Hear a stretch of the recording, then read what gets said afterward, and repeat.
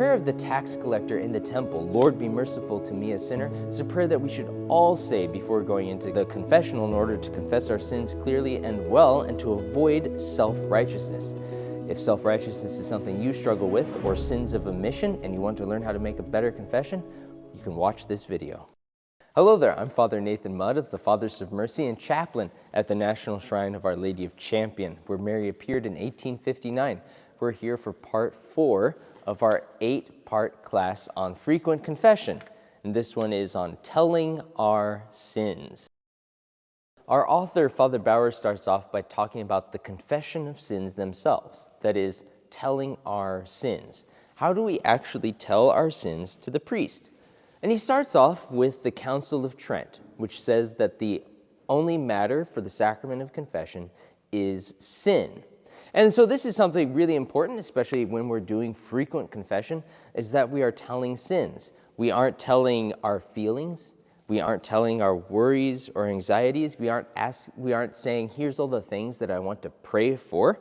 We aren't telling stories of how we got to the actual sin that we committed. No, we are telling the sins themselves. Now, to some extent, it could also be about the source of sin, right? To say, hey, here's my predominant fault, or here's the thing that I'm working on, which leads to these other sins. Like I spend too much time on my phone at work, and that leads to me telling lies about the time that I'm using. So we can also confess the causes of our sins, which oftentimes are sins themselves, or about the fact we put ourselves into near occasion of sin. We also don't confess temptations or things like intrusive thoughts, because these themselves aren't sins. They're just stuff that passes through our minds and which, since they're just temptations, we didn't actually give into. Theologically speaking, the matter of confession is sin itself. So the sins that we confess are those we've already been talking about, right? Our deliberate venial sins, our mortal sins, indeliberate venial sins, those sins of weakness, sins of frailty, and even imperfections too can be something that we confess. But our author points out we want to be clear and concise with what we confess, we want to say what it is and keep it short, right? Because once you say the name of the sin, with venial sins, we don't have to tell how many times we did it necessarily. We can even say I did better than last week, or I was doing worse than last week. And as well, our author says we can stick to a little and well done. That is, when we're confessing venial sins and sins of frailty, those things, we want to confess the ones that we're working on. So not necessarily every venial sin that we've committed over the past month. I mean, that would probably take 30 minutes if you spent a minute with each one, right? So we can just confess those that we're working on. Our particular examination, the sword that we talked about in the last video, that one fault or sin that we are going to overcome in this time that we're going to frequent confession. When we come to this telling of sins, or even thinking through what is a sin and what isn't, one of the things that comes up is the problem of scrupulosity, dealing with scruples. Sometimes a soul, whether through emotional woundedness or how they were brought up or pride, can see things as sins that aren't really sins and become worried about them and confess them and treat them as though they were sinful. This is a very sad state of affairs, and if this is you, or you've been told by a priest you deal with scruples, it's a good idea to try to find a regular confessor who can help you grow through them. Going through and growing out of scruples is something that is really hard to do on our own. But with a good confessor, somebody who understands how to help somebody grow out of scruples and is willing to be patient with you, can really make frequent confession a good tool for overcoming scrupulosity instead of something that makes scrupulosity worse. Another piece of making a good frequent confession and telling of our sins that Father Baur brings up is letting the confessor know if we know the root of many of our sins, or if we know what's called a predominant fault. That is something that underlies and creates opportunities for other sins. Maybe we're proud, and that results in us being uncharitable. That results in us gossiping about others and tearing down their reputation. It results in us lying about the things that we do. We could say, Father, my predominant fault is pride. Here is the venial sin I'm working on that stems from that. I'm trying to get better at telling the truth about myself. Then Father Baur ends the chapter with particular ways of making confession, particular ways of telling our sins, right? Because we're dealing with venial sins that we are not required to confess, but that we want to grow out of anyway. So he gives a couple different ways we could do this. He says, first of all, yes, you could just say, here are all the faults that I've committed since my last confession, and just list them off and go through them. Or maybe we could center and focus on one fault and all the times in our life that we've committed it. And we say, Father, this week I've been working on stealing change, and I have been stealing change for many times in my life out of other people's furniture and out of gas stations. This would be something that, as we're working on it, we are also saying, I'm sorry for everything that I did in the past. We're increasing our aversion of the will for sin. Also, maybe we could center our confession on one commandment and the offenses that we've committed against it. Let's say, I'm trying to work on the commandment of keeping holy the Lord's name, not using the name of the Lord in vain. And so we talk about not just the times that we used our Lord's name as a cuss word, but also all the other foul language that maybe we use along with it, and how we're trying to grow out of that. Another option is to focus on one of the passions and those powers of our soul that are part of the roots of sin. Maybe we talk about anger and the sins that come from anger, or desire and some sins that come from desiring other things or pleasures. Or maybe there's an inclination where we are constantly tempted towards one sin, and there are other venial sins under that we say, Father, these are the things that I'm trying to overcome, and they are collected underneath of this larger umbrella of sin. These practical ways of making confession help the priest to see one sin that we're working on, but also how it has affected our life as a whole, and that we're trying to turn our lives over for the better. This helps the confessor, too, know that we're not making a confession out of scrupulosity, but because we're legitimately trying to overcome venial sin in our lives. For this week, we've taken two of the considerations out of the back of Father Baur's book, and the first one of these is sins of omission. And we commit a sin of omission when we fail to do some good that in one way or another we are obliged to do. So this gets back to the fact that it is not enough just to not sin in order to be good. I think I've given this example before when somebody says, well, Father, I'm a pretty good person. I haven't murdered anyone. Well, that's not what makes us like Jesus. Did Jesus go around and say, I'm the Savior because I'm not killing anybody? No, he's the Savior because he did good and didn't sin, of course. So sins of omission are those good things that we should have done but didn't do. Now, for the most part, because as I've said before, our book isn't necessarily talking about mortal sin. We're not talking about the grave obligations that we have, like parents to feed their children.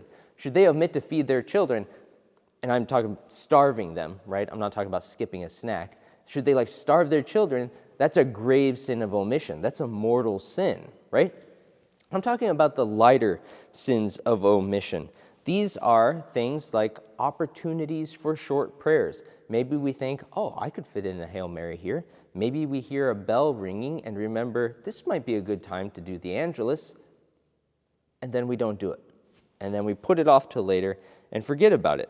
This can be acts of charity for somebody else where you think, oh, I could probably hold the door for that person, and then let it close on them, and they drop all their groceries all over the floor, and their shopping day is ruined, right? This could be to listening to inspirations from the Holy Spirit and paying attention to what God is asking us to do during our day that helps us imitate him more closely. Maybe it's a desire to read something instructive or to watch a video on frequent confession, and we say, you know what, I'm just going to put it off till later. These would be venial sins of omission, where there is something good that we are going to do. Maybe you set out to learn more stuff about frequent confession, and so you've given yourself sort of a personal obligation to do it. And another example, say, are the sacrifices or self-denials that we're called upon to make every day, to be a little more patient with somebody, to take a little more time listening to someone talk. Ways in which we deny ourselves, letting somebody else take the last piece of dessert. Whatever these might be, there are ways in which we express charity, and when we fail to do these good things, there is a venial sin there, whether it comes from our weakness or thoughtlessness, or it's a deliberately committed thing. When we begin to work on sins of omission, when we begin to ask ourselves, what is the Holy Spirit asking me to do now? And then we respond to that, God will do amazing things. God will start to bless us with even more inspirations. I like to think about the book, if you give a mouse a cookie, he'll ask for a glass of milk, right? If you give God one good act, he's going to ask you to do two. But guess what? He'll also give you the grace and joy of doing it, knowing that you are imitating Christ and growing closer to him and coming closer to being ready to enter into eternal life with him and eternal union with him in grace. But when we fail and give in to these sins of omission, when we fail to listen to the inspirations of the Holy Spirit, when we fail to do little good acts that don't cost us much, what happens then? God begins to withdraw his graces. God withdraws his inspirations. God takes from one who has not and gives it to one who has, to quote from the scripture. We want to be generous with the Lord so that he might be generous with his grace for us. And so we want to be careful about those sins of omission. Make sure that we're fulfilling our duties to society, to the church. Make sure that we're fulfilling charity to others. And make sure that we're following the inspirations of the Holy Spirit, which of course we should be praying for every morning with our morning offering to the Lord, with our consecration to Mary, and asking God the Father and the Holy Spirit to help us to become saints. The second one of our considerations that Father Baur puts forth that we read for this week is on self-righteousness. And this is a pretty severe chapter on Father Baur's part, and I think I know why. He's probably had to deal with self-righteous people. So he starts off by pointing out this is one of the worst church heresies, in his opinion, and this is because it tears apart the body of Christ. It tries to undo a lot of what Christ did in winning salvation for us and pouring out his mercy and forgiveness on us in the sacraments, particularly the sacrament of confession. So the author points out that the Montanists, the Manichees, the Albigensians, they were self-righteous. They thought of themselves as we are the saints and there are no sinners among us. I think about the Donatist heresy, with those who sacrifice to the emperor in order to escape martyrdom can't repent of their sins and come back to the church. These are some sad heresies because they refuse God's mercy upon us, because we can only be righteous ourselves. In order for that self-righteousness to be attained, these heresies came up with a lot of their own laws and their own notions about what it meant to try to become holy. And so they added on some different rules. Easy enough rules to keep on a human level, but these were not God's laws. And that's why it's a heresy. This sin of self-righteousness is something that's still present today, and it affects everybody, laity, religious, clergy. Everybody can be affected by it. It comes across, and we probably all know somebody who is a caricature of this. If we don't know somebody, we've at least seen caricatures. The pious, zealous, quote-unquote, correct Christian, the internet comment troll, you might say, who's constantly pointing out how they know better than everybody else and how they are better than everybody else in the video above or the comments above. They have nothing with which to reproach themselves. They see themselves as without fault, and often because they carry out so many of their actions with perfection and they are so knowledgeable about the faith, other people too see them as exemplary Christians and talk about, I wish I could be more like so-and-so. But on the flip side, because they are so well acquainted with and conscious of their own self-perfection, they miss, as it were, the beam in their own eye. They focus and they tend to become obsessed with the sins and the faults of others. So there's this thing, kind of, if they aren't examining their own conscience deeply, they start examining the consciences of others for them. And they will tell people about this, right? And they'll tell them, you did wrong here. You sinned when you did this. Oh, when you said that, that was uncharitable and you should be sorry for it.